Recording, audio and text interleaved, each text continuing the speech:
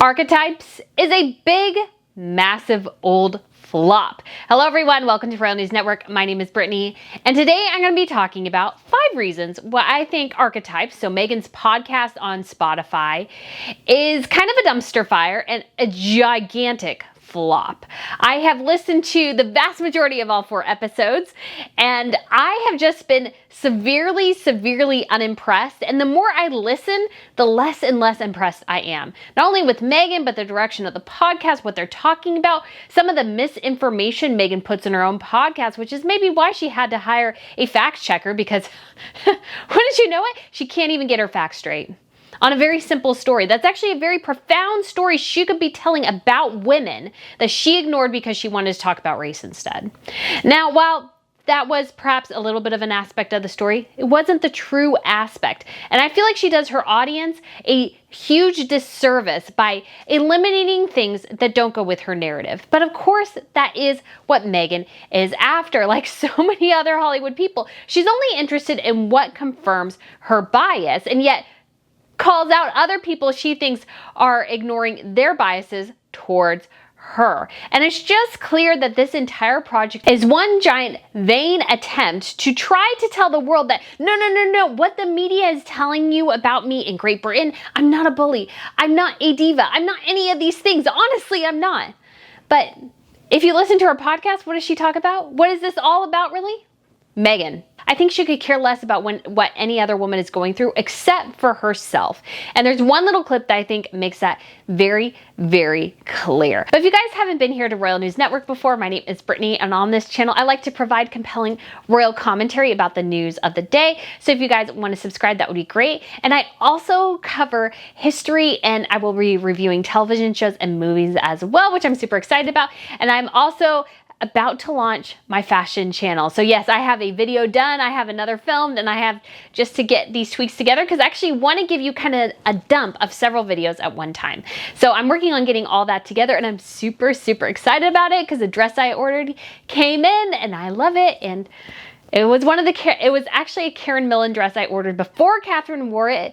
It's actually a different version a different style, and I absolutely love mine, and I'm super excited about it, so I can't wait to show you guys. But like I said, today we're going to be talking about the gigantic flop that is Archetypes. Yes, I'm saying it right now, guys, Archetypes. I don't know why she didn't call it Archetypes, but Archetypes, whatever.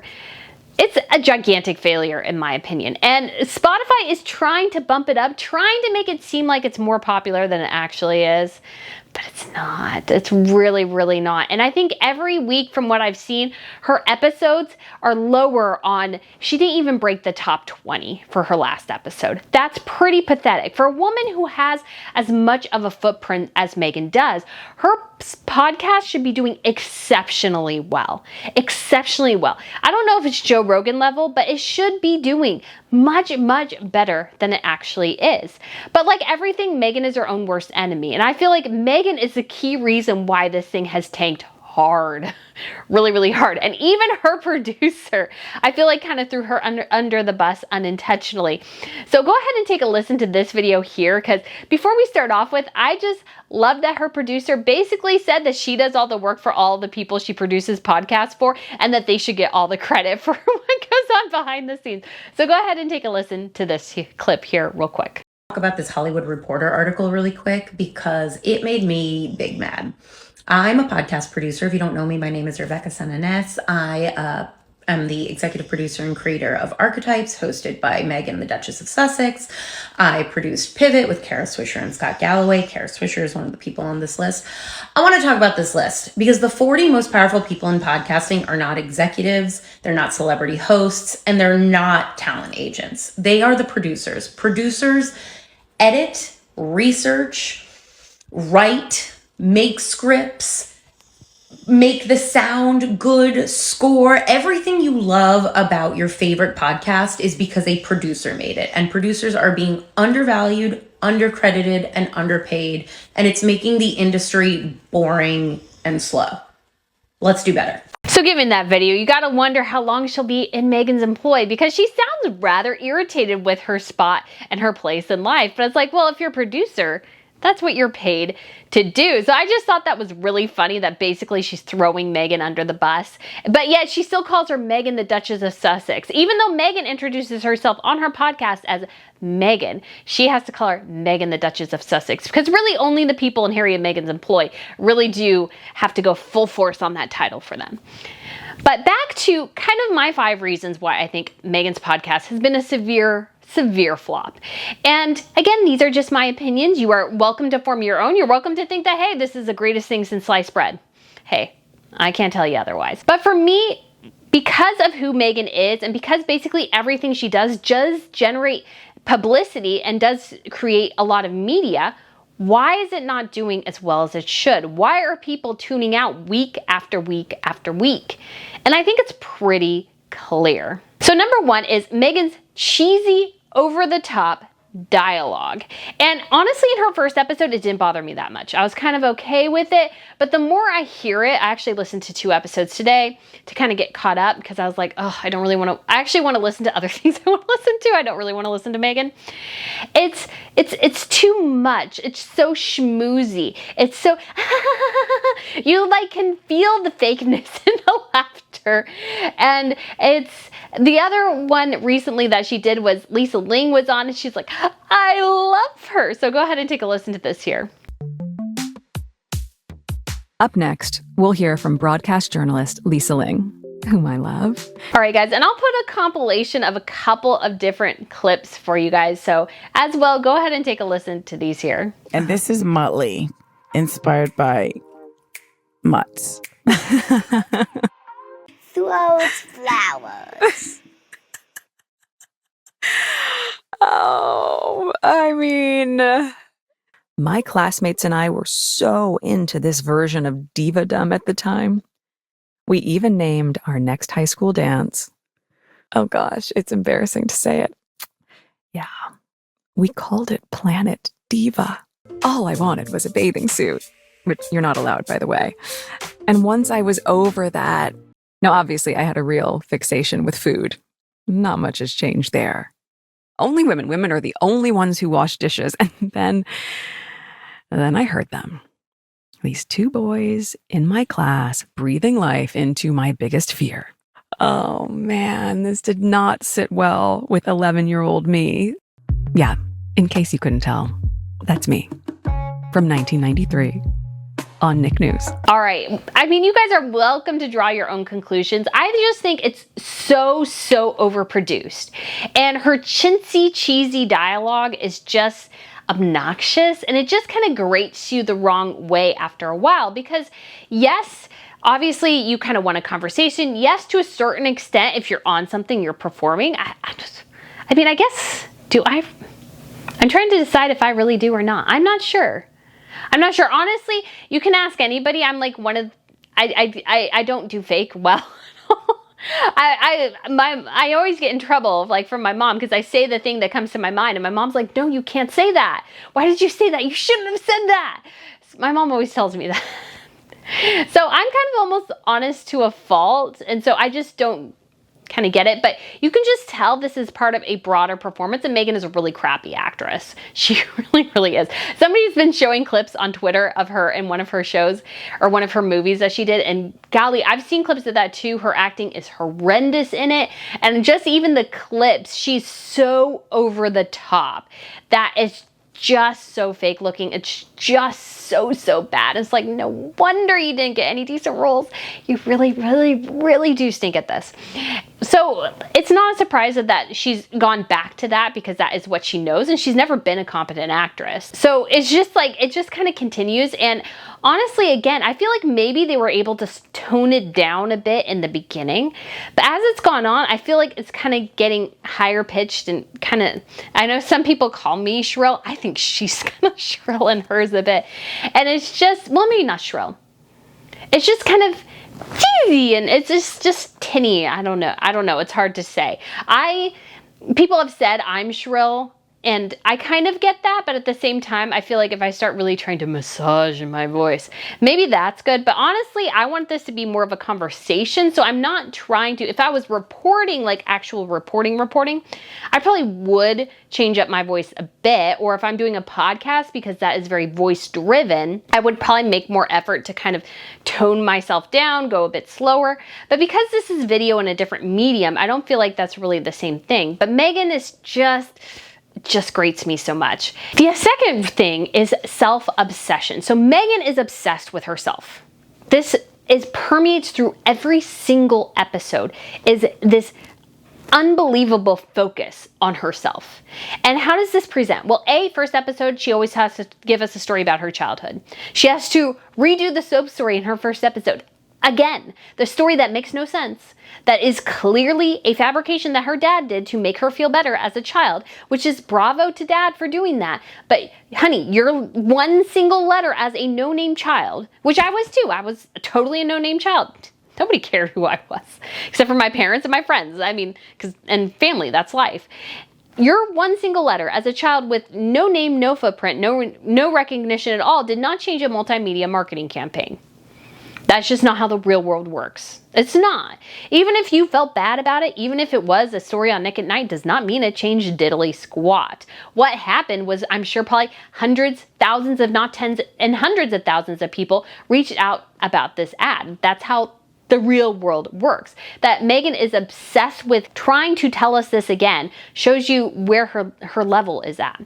Then she also has to tell us about this trip to the Korean spa when she was a kid, and that her mom had to walk around with all these other naked ladies at the spa. And I mean, I guess she's trying to portray herself as multicultural. Well, I mean, if you really cared, you would actually still be in the UK, actually learning about another culture, but we all know she's not. So when she's at this Korean spa, it's like, what are we supposed to do with this story about her and her mom walking around naked in this Korean spa?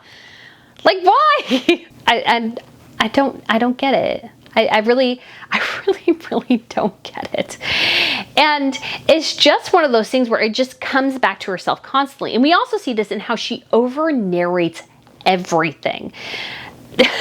So the greatest example was the recent episode she did talking about this dragon lady stereotype. And Margaret Cho introduces herself and her dog. And then Meghan proceeds to introduce Margaret Cho and her dog. Meghan, we understood that. Margaret Cho literally introduced her dog's name. You know, you could have just gone on with the conversation. But Meghan inserts herself constantly into the narrative. She has to re-narrate things. And the other thing she did, which I thought was really interesting, is again, goes back to the episode about the Dragon Lady stereotype, is she introduced this one thought and then the expert introduced it later. So I could clearly see that Meghan stole that from the expert and said it first before the expert could say it. And to me, that just screamed, oh, you want to be able to do it first because it's important to you. And again, every story pretty much all these people tell turns back to her. And it's just, she always turns it back to herself. And I get it, you are the host, but good hosts drag interesting things out of people. That's why people love Joe Rogan. He interviews anybody. We all know Meghan will only interview people of her own ilk. So she will only interview people who have the same progressive mindset that she does. That's the only people she'll talk to. So she won't talk to, let's say, Sarah Palin, who was kind of crucified in the 2008 election. She won't interview her about the stereotypes driven about Sarah Palin because she doesn't care about Sarah Palin. She doesn't care about conservatives. She doesn't care about the other half of the country or people who don't fit her very narrow ideology. So she'll leave her out because, again, Meghan's not giving us a broad view of the stereotypes that impact women, but a very narrow one with a secondary characteristic, which I'll get to at the end, which infuses every single thing. Every single thing comes back to this. Even if she says it doesn't, it always does. The third thing is that Meghan is a hypocrite. She's a hypocrite. And it just comes through so clear. Again, I think it's because I listened to the podcast about the Dragon Lady stereotypes last, but she talks about this great multiculturalism in LA. And she talks about how she had to, learn how to say hello in different languages, and she ate all this different food. And To a certain extent, I don't totally buy it. LA is a very multicultural place, it is, but I feel like she's exaggerating a lot of it. And at the same time, it's like, if you are so interested in looking at other cultures and how other cultures live, why couldn't you do that in the UK? You had the greatest chance to be a diplomat for Americans and American culture. And all you did was complain about everything. You didn't try to learn diddly squat. Because she didn't even try to follow royal protocol at all, pretty much. She always walked in front of her husband. She wore black constantly. And those are two no-nos. Those are two very easy no-nos that she didn't have to do. I know that being a feminist and being a man-trampling feminist, because that's what Meghan is she wants to trample on men to uplift women. And I believe that both sexes should be raised at the same time. That's just how I think. But again, that's just me, and Meghan doesn't really care about my opinion at all. So she refused to do kind of the very simple thing of just walking behind her husband, which would have shown respect for him, his family, his culture, his heritage, and she refused to do it.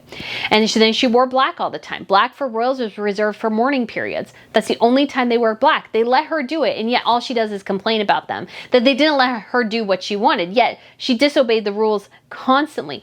And again, I think people have made a good comparison to military. If you go into the military, guess what? You can't dress however you want. You can't have your hair in a particular way. You have to dress in a certain way because you are part of a system. Just because you think you're special and independent does not mean you don't have to conform to the military, because the military is all about conformity. And the royal family is similar in that way, although they have much greater freedom. But they need to conform because the monarchy is one single entity and they need to present a united front to the public. Meghan never wanted to do that. It was all about self-promotion. And London is a hugely multicultural place. There are people from all over the world who live in London. It is a beautiful city. It is a historic city. It is a city filled with culture that goes back centuries. Yet Meghan didn't care about any of that. She didn't care to learn about that. Even though they're English, their culture is not the same. If I went to live in England for a period of time, it would be different. I actually did live in Scotland for a period of time. It was a short period of time, but it was different. And there was part of it I loved and part of it that were challenging. And I've been all over the world, and sometimes I'm like, this is awesome. And then sometimes I'm like, I just want to go home. And I understand that. But I think if you know it's permanent and if you make changes, if you learn, I think you can develop a great appreciation for somebody else's culture, traditions, and heritage. And so Meghan waxing on about how much she cares about other cultures and how much she learned being in LA, I just call foul on that. I don't believe you. I don't believe you, because you've shown us that the only thing you care about is yourself and your position. You only talk to people who benefit you financially in some way. That's all you do. You don't actually go out and meet people of different cultures, hang out with people who don't live like you do. So again, you kind of listen to her podcast and it's just blatantly hypocritical. The image she's showing, the narrative she's spinning does not match up with her actions in the slightest. And number 4, I think, is incredibly important. And again, I feel like I'm referencing this episode again, but it came from the Dragon Lady episode. And I was shocked with how little she actually portrayed this news story correctly. And it is a blatant misinformation spin that twisted her narrative to suit her needs. And I feel like it's an incredible disservice to the people who died in that situation and to us as a society, and especially as women, which her podcast is supposed to be about women and the stereotypes they face. She missed the critical component of this story. So this is the Atlanta shooting of the Asian massage parlors, and this gentleman had decided, he was very young, he decided he went to go and shoot at these various locations. The reason he gave to the police is that he had a sexual addiction, and those places were triggers for him, and he wanted to eliminate the trigger. And granted, horrific, absolutely should not have happened. But the media spun this as an anti-Asian situation when that actually wasn't the case. His next stop was going to be porn studios in Florida. That's where he wanted to go, is he wanted to target porn actors in Florida. So massage parlors sometimes have a happy ending service is kind of the rumor. I don't know if those locations were that. They reportedly were not. But that's in his mind what he was targeting. But Meghan spun it this way. what happens to Asian American women and what happened with that shooting in Atlanta, to my understanding, was they were saying part of the motivation for that shooter was because of this fetish he had surrounding specifically Asian women. In that moment, if you can take us back to that time when you heard that news story, I remember where I was and the calls I received from some of my friends. And I also love how Meghan talks about how her friends were calling her about this. It's like, well, what are you going to do about it? There's nothing you can do about this, except for, I guess, put it in your podcast. But looking at how she spun it, she was missing the most critical, important component of that story, which is how the pornography industry and porn itself trivializes and dehumanizes women. And that is what triggered him. If he was addicted to pornography, and which dehumanizes women, yes, that could be a progression of next steps for him. Of course, that should not be the case, but that she's missing this component because she's so focused on race. She's missing actually the critical component, which would have been a great thing to discuss, is how the industry has this ability, because the videos are getting more explicit, more violent towards women, that she had this opportunity to discuss something I think is really critical and affects all women. This affects every single woman. Ted Bundy mentioned pornography as a reason for some of his actions. Does not excuse it in the slightest. That's not what I'm saying. But I'm saying she missed something that I feel like impacts all women, young women, old women, children. It's such an important issue, I think, to discuss, is the sexual exploitation of women and how that impacts somebody like this man who very much was twisted in his mind and committed this atrocious act. But no, she was so stinking focused on race. She gave the audience, especially not an American audience, a distorted view of what that story is about. And to me, that's reprehensible, because you need to say both sides. Yes, that could have been a factor. Perhaps, Asian pornography was something that he was into. I'm not sure. I can't say that. But the broader implication for women, she didn't care about. She didn't care about it. And she didn't care about looking beyond what some people in the mainstream media, how they spun it. And I think it is incredibly important to talk about race relations and those sorts of things. But that was not the point of that story. And that brings me to my final point here, whereas that this is not a story about women. This is not a podcast about women. It's not really. It's a podcast for Meghan to talk about the issue that matters most to her, and that is race. That's just my opinion, because she brings that back around every single episode. In her episode with Mariah Carey, what did they start talking about? Meghan's like, I so admired you for being a mixed race woman in the media spotlight. And I think that's fabulous. I think that's great. But that's not what the point of your podcast is supposed to be about.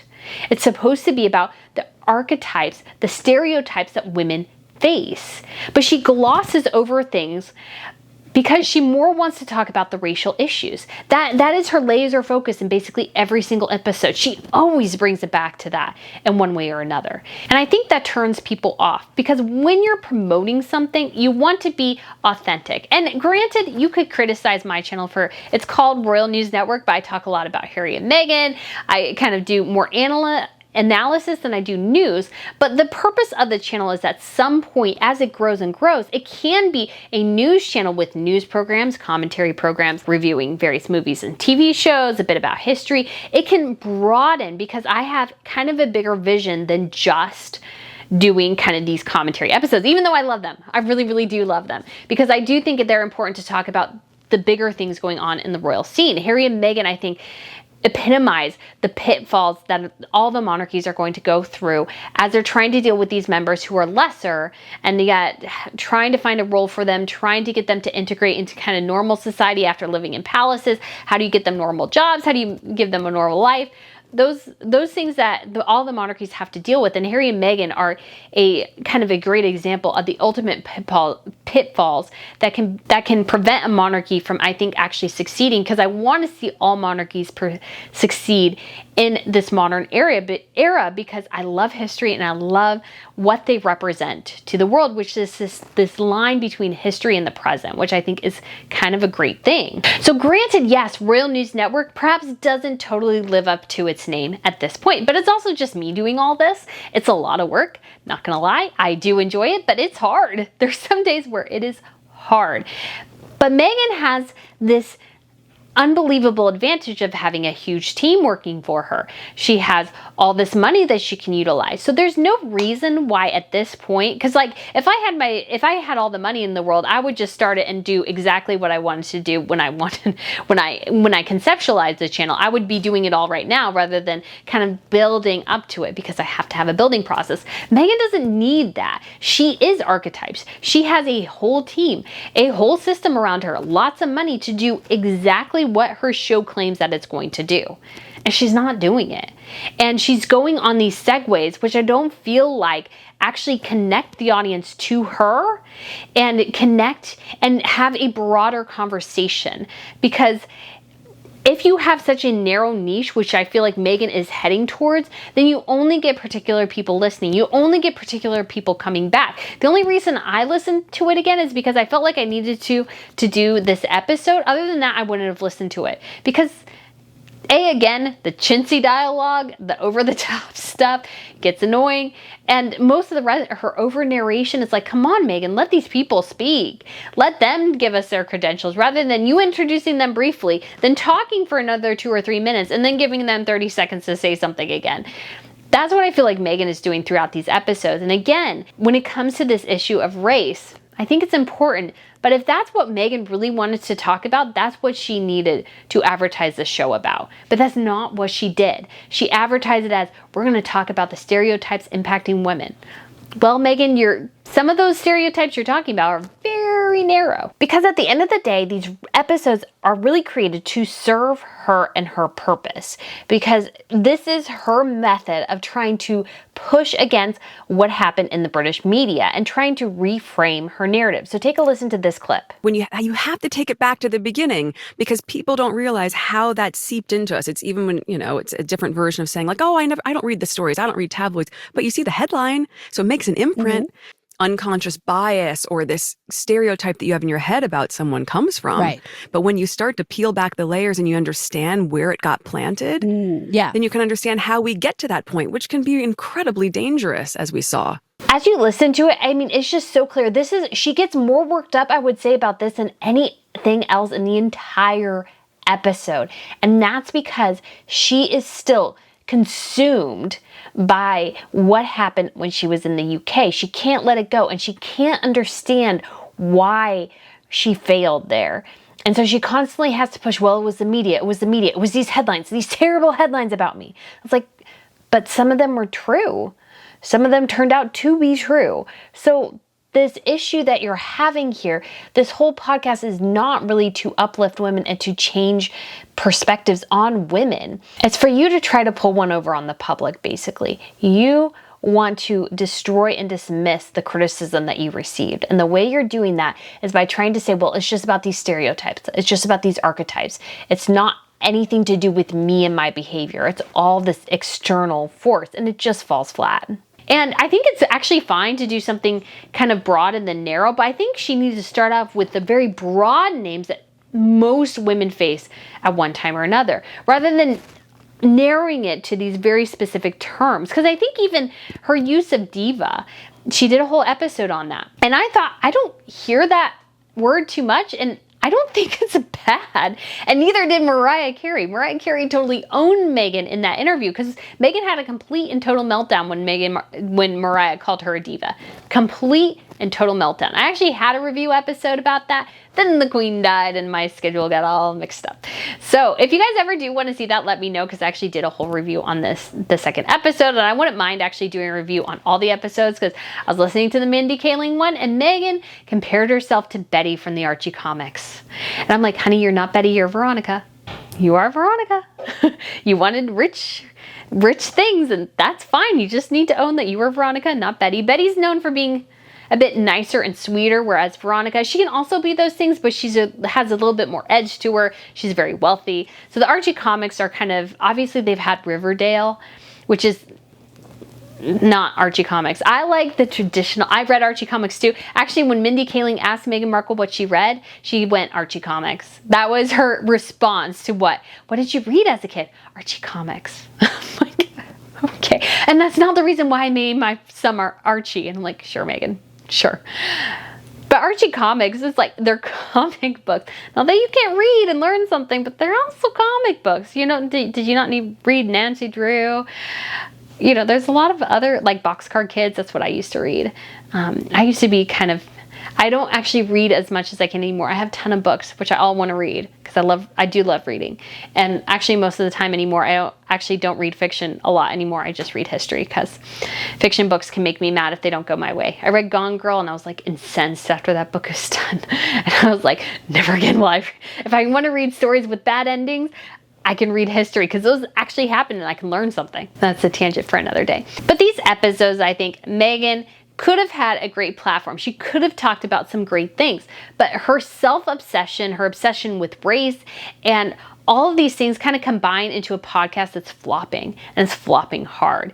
Yes, Spotify promotes it. They tell us still it's at number 4, but her last episode, her latest episode, I'm pretty sure debuted at number like 23, and then went down to 30 something, then back up to, no, I think it debuted at 30 something, went up to 24, and then went back down into the 30s and 50s. It's not doing that well, really. Given who Meghan Markle is, these episodes should be doing much better. And it'll remain to be seen what the episode does today. But I think we'll see a lot of kind of, it maybe shoots up a little bit to the top, but it's not really going to break the top anymore unless, again, she can pull in the controversy, because unfortunately Meghan's ultimate flaw in these episodes is that she herself is not that interesting and she's not a good interviewer. So what does she have to do? She has to pull in aspects of the royal family to try to get people interested in these episodes, because other than that, frankly, at the end of the day, they're also boring. They're also boring. So anyways, guys, let me know what you think of this video. Let me know if you watched any of the Archetypes episodes and what did you think. I am severely underimpressed. So, but that's not a surprise at all. But guys, I so appreciate you watching and I look forward to seeing you again soon. Bye.